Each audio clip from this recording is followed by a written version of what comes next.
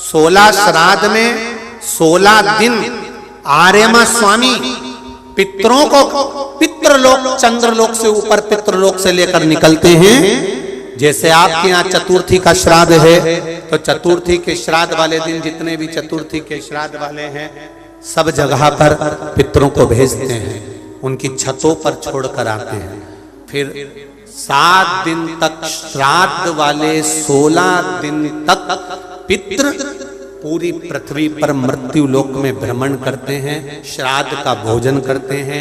एकम का श्राद्ध जिसका होता है उसको भेजते, दूज का जिसको भेजते, तीज का जिसको भेजते। इनको लेकर उस दिन वापिस नहीं जाते, इनको अमावस्या वाले दिन लेकर जाते। 16 दिन श्राद्ध के पूर्वज पितृलोक छोड़कर चंद्रलोक छोड़कर मृत्यु लोक में रहते, भ्रमण करते रहते। 2 चावल का दाना आप अपने पूर्वजों के पितरों के स्थान का स्मरण कर कर या परिंदा या मटके का स्मरण कर कर छत पर डाल दे, उसका स्मरण रहे, मिले उसका। श्राद्ध पक्ष के अंदर चुटकी भर आटा दरवाजे की दोनों चौखट पर डाला जाता है। किसी किसी के यहाँ दरवाजे पर आटे से रंगोली बनाई जाती, वो देव पितर के भाव से डाला। जिस बेटे बेटी का मंगल विवाह नहीं हो रहा हो, शुभ कार्य की सूचना नहीं आ रही हो, बहुत दिनों से एक फाइल कहीं लगी हुई है, अटकी हुई है, नहीं काम हो रहा, हम उनसे कहेंगे ये जो 16 दिन श्राद्ध के हैं, जितने दिन निकल गए, जितने दिन बचे हैं उन दिन में आपके दरवाजे के बाहर एक चुटकी घर से आटा लाकर चौखट के इस ओर चौखट के उस ओर दोनों जगह चुटकी भर आटे को डालना प्रारंभ करो। 16 दिन श्राद्ध के पूर्ण हो। जब अमावस्या आए किसी जलाशय, सरोवर, तालाब, बावड़ी, कुआं के पास में घी का दिया लगाकर आना, बाबा से प्रार्थना कर आना। केवल 22 से 24 दिन निकलते हैं और घर में कोई शुभ कार्य की सूचना आना प्रारंभ हो। रोटी जब देते हैं या तो गाय के मुख में 16 श्राद्ध में जब रोटी देते हैं तो रोटी को बीच में से तोड़कर, रोटी का जो भाग होता है उसको मतलब ऊपर से फुलका का परत नहीं निकालना है। रोटी जो सीधी सीधी है ना, जैसे ये रोटी है तो इसको बीच में से तोड़ लिया, 2 भाग विभाजित कर लिया, नीचे वाले भाग में भी थोड़ा सा गुड़ शक्कर रख लिया, ऊपर वाले भाग में भी गुड़ शक्कर रख लिया, एक के ऊपर एक रोटी को रख लिया, वो गाय को दी। तो अपन श्राद्ध पक्ष में 2 पूड़ी का प्रमाण है कि गाय को 2 रोटी दी जाती है, कुत्ता को 2 रोटी दी जाती है। 2 पूड़ी रख के देते हो, देते आप लोग तो देते होगे, 2 पूड़ी के ऊपर पूड़ी रखकर, थोड़ा सा मीठा रखकर, नमकीन रखकर, कुत्ते को भी देते, 2 पूड़ी तोड़कर कागा को भी देते। 2 पूड़ी का प्रमाण कहां से आया? 2 भाग रोटी के टुकड़े का प्रमाण कहां से आया? श्राद्ध पक्ष में ही ऐसा क्यों किया जाता है? बाकी के समय पर तो कोई ऐसा 2 पूड़ी का प्रमाण ही नहीं, पर श्राद्ध पक्ष में ये क्यों कहा जाता है कि पूड़ी के ऊपर पूड़ी रख दे, उसमें मीठा रख दे, खीर शक्कर रख दे, गाय को दिया, कुत्ते को दिया, कागा को दिया, ऐसे क्यों कहा जाता है? उसका कारण क्या होता है?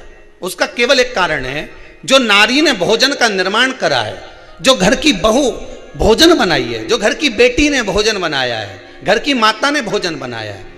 महाराज, पिता पुरुष एक कुल को तारता है, बेटी 2 कुल को तारती है। जब श्राद्ध पक्ष में 2 भाग रोटी के कर कर गाय को देती है, 1 भाग तो उसके ससुराल वालों को मिलता है, ससुराल को भी। जब गया जी का पिंड होता है तो नाना नानी सबका स्मरण कराया जाता है।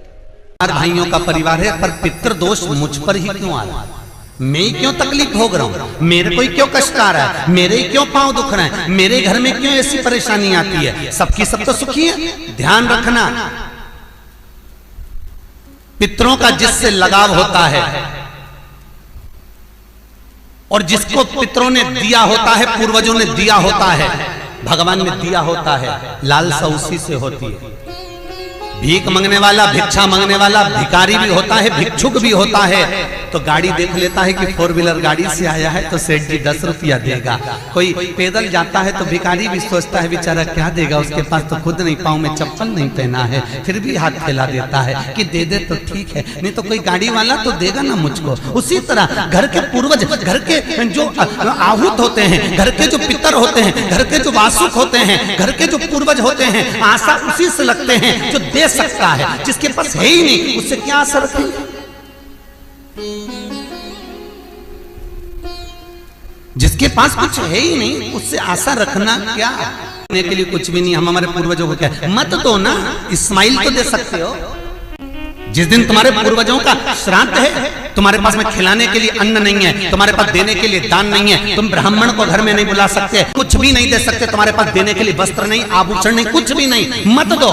निवेदन है बस चेहरे पर प्रसन्नता रखकर, एक निवेदन है कि चेहरे पर प्रसन्नता रखकर उस दिन अपने पूर्वजों को याद जरूर करना और कह देना कि आप ही का दिया हुआ है जो हम खा रहे हैं, हम पर करुणा करना, हमारे पास कुछ भी नहीं है। डब्बे में से गुड़ या शक्कर निकालकर अरे गैस को लाइटर से जलाकर उसकी अग्नि में छोड़ देना, पर 2 दाने शक्कर के छोड़ना जरूर, जिससे वो जीवात्मा दरवाजे पर आकर भूखी ना जाए, उसके मुख में कुछ तो चला जाए और वो जीवात्मा तुम्हें आशीर्वाद दे जाए। तुम्हारे पास कुछ ना हो तो इतना तो दे सकते हो साहब, स्माइल तो दे सकते हो, प्रसन्नता तो दे सकते हो, मीठी वाणी तो दे सकते हो, अपने पूर्वजों को याद तो कर सकते हो, अपने इष्ट को याद तो कर सकते हो, जिसने दिया है उसका गुणगान तो गा सकते हो। श्राद्ध पक्ष में विषकपि अवतार का महत्व क्या है? विषकपि अवतार की महत्वता क्या है? देव पितर शिव महापुराण में अगर 16 दिन श्राद्ध के होते हैं और 16 दिन श्राद्ध में से कोई भी एक दिन श्राद्ध का जो तुम्हारी मर्जी पड़ जाए, जिस दिन तुम घर में फ्री हो, जिस दिन तुम्हारी मर्जी पड़ जाए, जिस दिन तुम्हारा मन कर जाए, उस दिन वृषकपि विषकपि नाम लेकर एक रोटी में थोड़ी सी शक्कर या गुड़, थोड़ा सा चावल, थोड़ा सा अगर चावल नहीं हो तो खीर बन जाए तो ज्यादा अच्छी है, रोटी के अंदर रखकर वृषकपि या विषकपि भगवान शंकर का एक अवतार है नारायण के साथ में। भगवान शिव और भगवान शंकर का और नारायण का एक अवतार मिलकर हुआ था। भगवान शिव और नारायण का मिलन से 3 अवतार हुए थे, 3 अवतार हुए। एक हरिहर अवतार भी भगवान शंकर और नारायण के मिलन से हुआ, एक वृषकपि अवतार भी नारायण और शिव के मिलन से हुआ। तो जो वृषकपि अवतार है भगवान शंकर और एक भगवान नारायण और भगवान शंकर के मिलन से शरंभेश्वर अवतार भगवान शंकर का और नारायण का मिलकर हुआ है। शरंभेश्वर, ये 3 अवतार नारायण और शिव जी मिलकर बने हैं। 3 अवतार भगवान शंकर ने नारायण के साथ मिलकर लिया, शरीर एक बनाया, दोनों मिल गए, एक शरीर बनाकर जगत का कल्याण करो। रोटी हो तो रोटी, पूड़ी हो तो पूड़ी, पराठा हो तो पराठा, जो तुम बनाए हो उसमें थोड़ा सा मात्रा दूध चावल की या खीर की, थोड़ी सी मात्रा गुड़ की, और वृषकपि या विषकपि अवतार का नाम लेकर अपने दरवाजे के बाहर खड़े होकर जो गौ माता को श्राद्ध पक्ष में किसी भी दिन ये भोजन वृषकपि का नाम लेकर दे देते हैं, उसके घर में कभी संपदा की कमी नहीं आती, धन की कमी नहीं आती। श्राद्ध पक्ष का ये स्वरूप है विषकपि अवतार। एक बार सब बोलेंगे, बोले विषकपि भगवान की। अब नाम आप लोग ले जिससे आप लोगों को याद हो जाए, बोलिए विषकपि भगवान की। आप विषकपि बोल सकते हो, वृषकपि भी बोल सकते हो, वृषकपि भी बोल सकते हो, और विष देव पितर कथा का ये सबसे सुंदर संवाद है विषकपि अवतार का। पुराण की कथा सुन ली तो पितरों को समझ जाएगा कि पितर है क्या। सारे लोकों में सबसे सुंदर लोक है पितर लोक। कारण क्या है? तुम्हारे यहां दिवाली साल में एक बार मनाई जाती है, देवलोक में दिवाली साल में एक बार मनाई जाती है, नाग दीपावली के दिन। पितृलोक में दीपावली रोज मनाई जाती है। कारण, पितृलोक में दिवाली रोज क्यों मनाई जाती है, उसका कारण क्या होता है?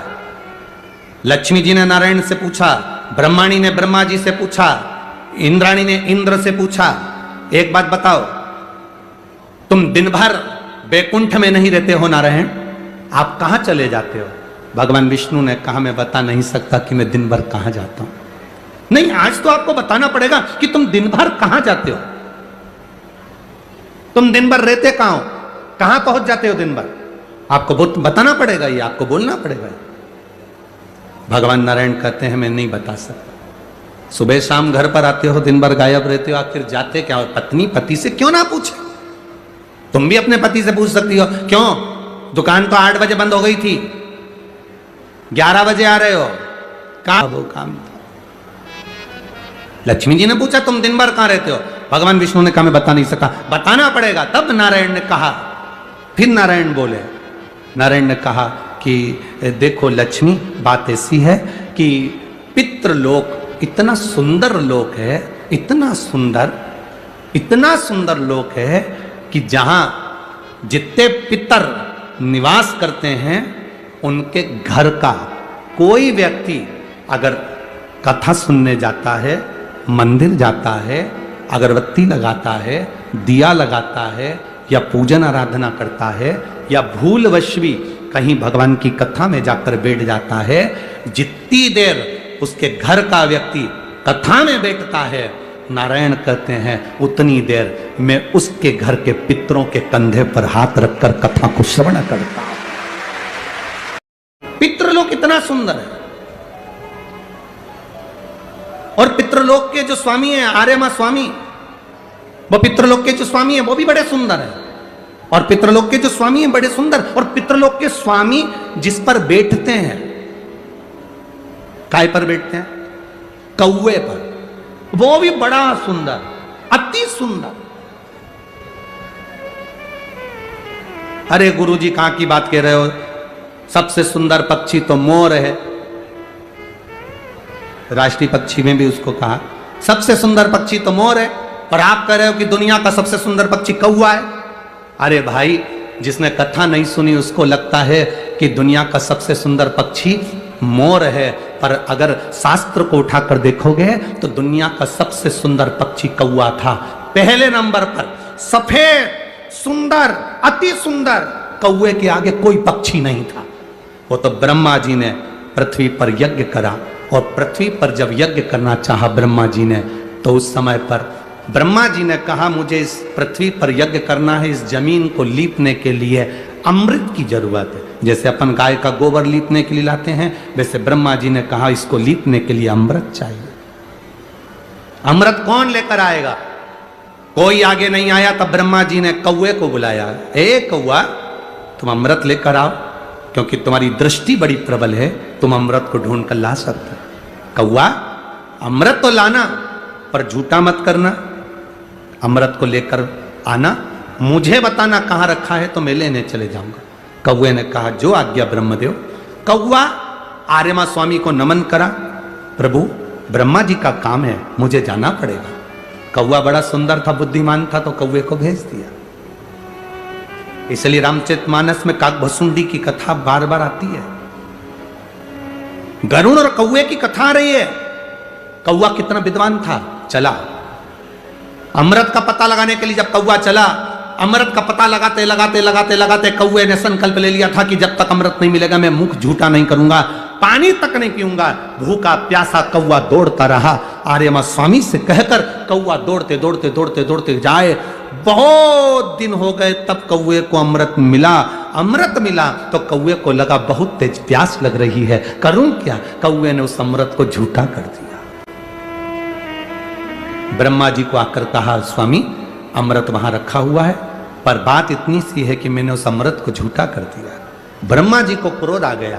ब्रह्मा जी ने कहा रे कौवे, तू सफेद होकर, सुंदर होकर तूने ऐसा काला काम कर दिया, ऐसा बेकार काम करा, तूने अमृत को झूठा करा और ऐसा काला काम तूने करा।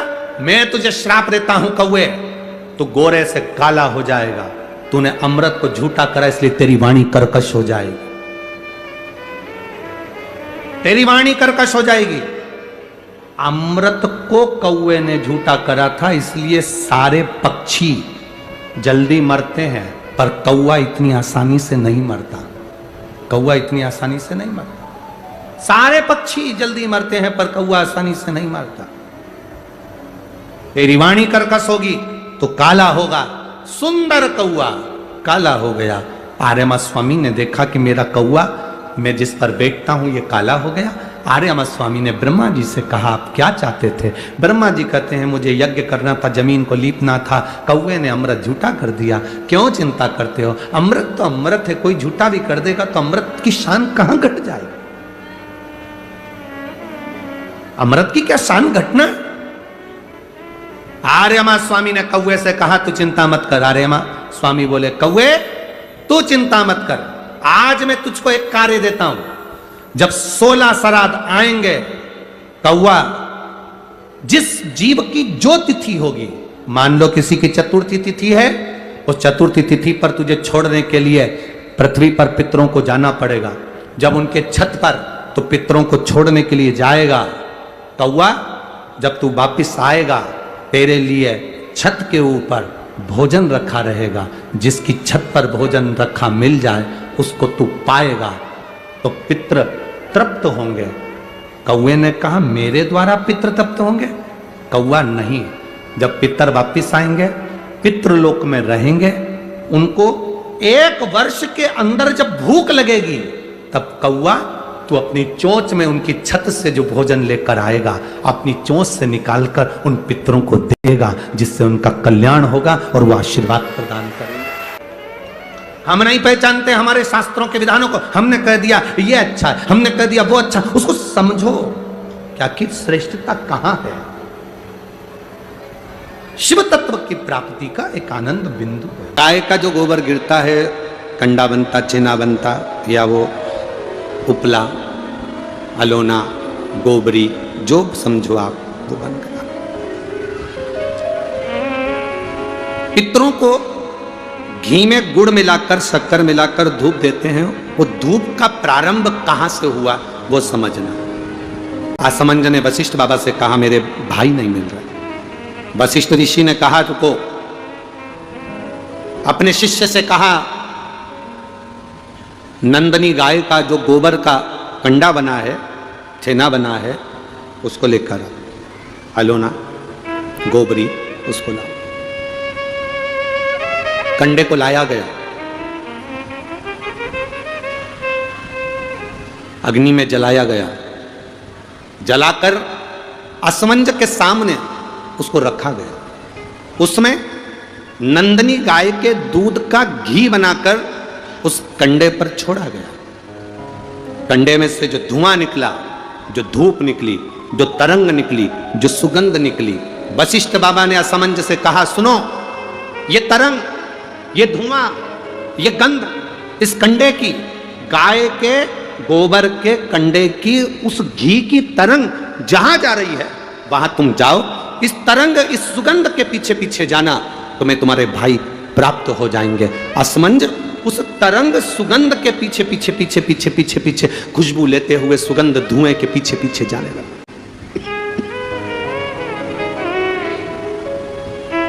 जाते जाते जाते जाते कपिल मुनि के आश्रम में असमंज पहुंच गए। सुगंध, जो कंडे पर धूप दी थी, घी छोड़ा था, नंदनी गाय का जो घृत छोड़ा गया था, उसकी गंध से कपिल मुनि के आश्रम में राजा रुक गए। असमंज उस गंध को वहीं पर जानकर उन्होंने देखा यहां पर जरूर मिलेंगे।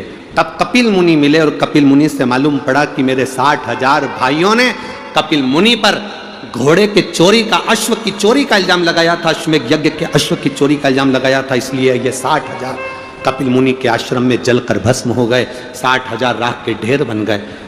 असमंज ने कपिल मुनि के हाथ जोड़ लिए, गुरुवर मैं आपको नमन करता हूं, मेरे भाइयों से गलती हो गई, आप पर चोरी का इल्जाम लगा दिया, निवेदन केवल इतना है कि अब मेरे भाइयों का कल्याण कैसे होगा, ये मेरे 60,000 जो भाई मरे हैं इनकी मुक्ति कैसे होगी, इनका मोक्ष कैसे होगा।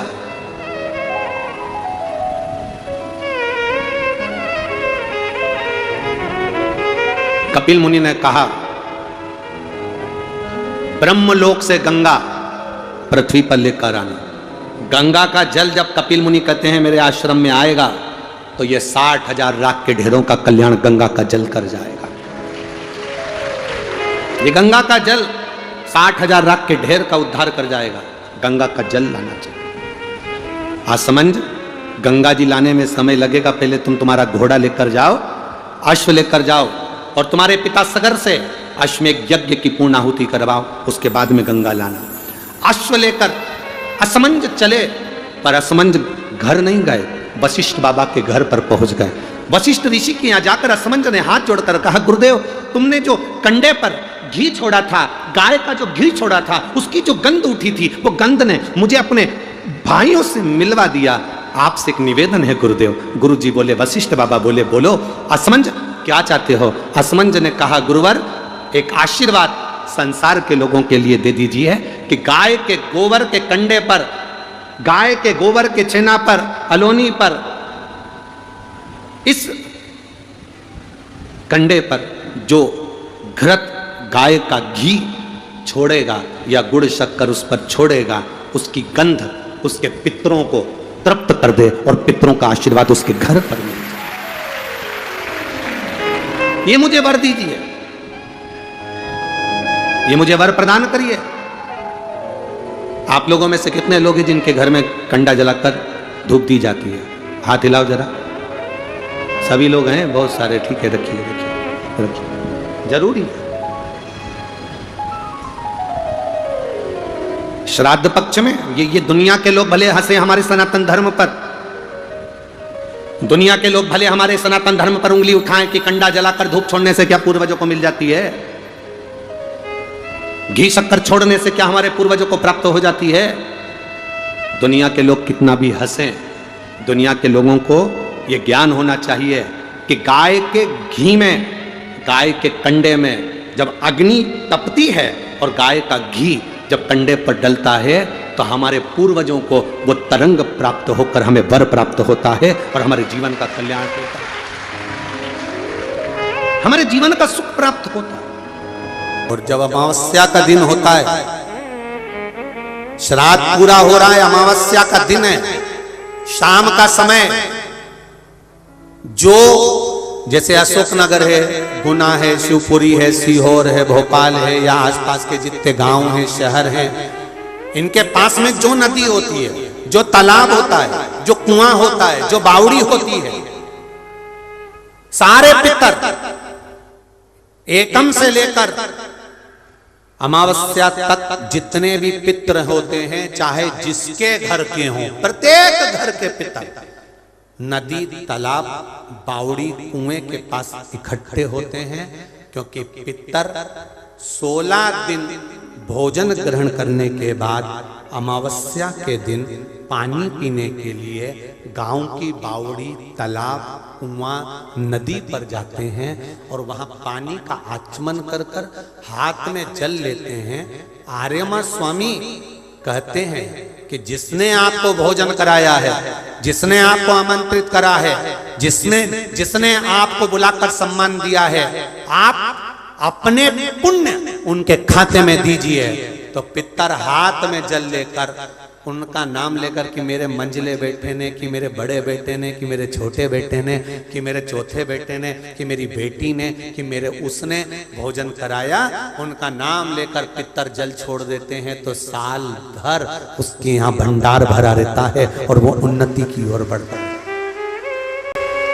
इसलिए सनातन हिंदू धर्म में नियम है कि 16 श्राद्ध के 16 दिन पूरे हो और अमावस्या का दिन हो, आपने ब्राह्मण को भोजन कराया ना कराया, आपने पिंडदान करा ना करा, आपने तर्पण करा कि न करा, आपने किसी को एक अंश भी किसी को दिया कि नहीं दिया, आपने गाय को रोटी दी कि नहीं दी, आपने कौवे को कागल दिया कि नहीं दिया, आपने स्वान को भोजन दिया कि नहीं दिया, पर एक काम जरूर करो कि अमावस्या के दिन शाम के समय तुम्हारे नगर में, मोहल्ले में, गांव में, खेड़े में जो नदी हो या तालाब हो या बावड़ी हो या कुआं हो, कोई भी एक जगह पर जाकर एक घी का दीप अवश्य लगाना चाहिए अपने पूर्वजों के नाम से। तो पूर्वजों को वो जो दिया की रोशनी होती है ना, वो दिए की रोशनी को पाकर पितर पूरी रात्रि भर भ्रमण, इसलिए कहते हैं ना दूसरे दिन देवी जी बैठने वाली रहती है, इसलिए कहते हैं अमावस्या की रात्रि बड़ी भारी होती है। क्यों कहते हैं? क्योंकि पितर